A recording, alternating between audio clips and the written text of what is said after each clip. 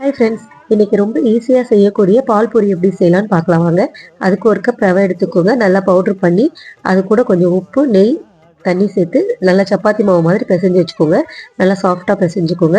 Next நம்ம ஊற வச்ச மாவை நல்லா மெலிசாக திரட்டிக்கோங்க. அதுக்கு ஒரு குட்டி கப் எடுத்துக்கோங்க, ஷேப் பண்ணுறதுக்கு நல்லா ரவுண்ட் ஷேப்பில் எடுத்து வச்சுக்கணும்.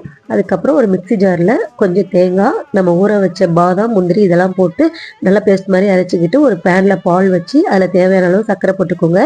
அது கூட இந்த தேங்காய் விழுத அரைச்சி வச்சிருந்தோம்ல அதை ஊற்றி நம்மக்கிட்ட நட்ஸ் பவுடர் ஏதாவது இருந்ததுன்னா நட்ஸ் போட்டுக்கலாம். நல்லா சூடான ஆயிலில் இதை பொரிச்சுக்கோங்க. சூப்பராக உப்பி வரும். இந்த பூரி கூட சூடான இந்த பாலை ஊற்றி சாப்பிட்டா டேஸ்ட்டு செம்மையாக இருக்கும். ட்ரை பண்ணி பாருங்கள், கண்டிப்பாக உங்களுக்கு பிடிக்கும். இதை ஃப்ரிட்ஜில் வச்சு சாப்பிட்டோன்னா இன்னும் நல்லா டேஸ்ட்டாக இருக்கும். வீடியோ பிடிச்சிருந்ததுன்னா லைக் பண்ணுங்கள், கமெண்ட் பண்ணுங்கள், சப்ஸ்கிரைப் பண்ணுங்கள், உங்கள் ஃப்ரெண்ட்ஸ்க்கெலாம் ஷேர் பண்ணுங்கள். மறுபடியும் நெக்ஸ்ட் வீடியோவில் பார்ப்போம். சப்ஸ்கிரைப் பண்ணாமல் பார்க்குறவங்க கண்டிப்பாக சப்ஸ்கிரைப் பண்ணிக்கோங்க. Bye friends.